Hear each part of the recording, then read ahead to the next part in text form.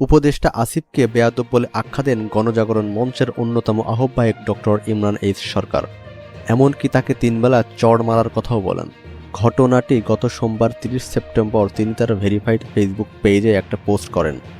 Channel আয়ের একটি প্রতিবেদন শেয়ার করে তিনি লেখেন, সাকিব আল হাসান সারা বিশ্বের সেরা অলরাউন্ডার। এই একটি ক্ষেত্রে বাংলাদেশ পুরো দুনিয়ায় পজিটিভ অর্থে 1 নম্বর।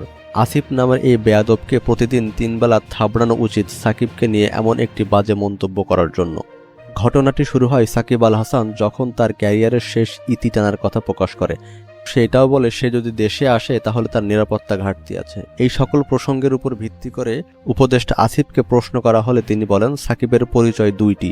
তিনি প্রথমে তার পরিচয়গুলো নিশ্চিত করুক, তারপরে তার নিরাপত্তার কথা ভাবা হবে।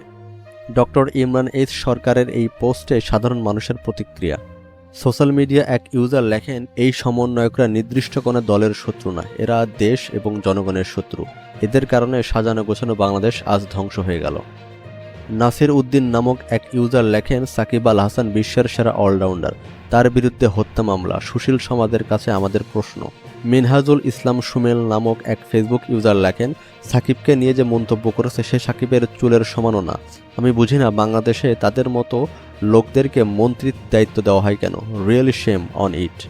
দর্শক, এই ব্যাপারে আপনার কি মতামত তা জানান কমেন্ট বক্সে।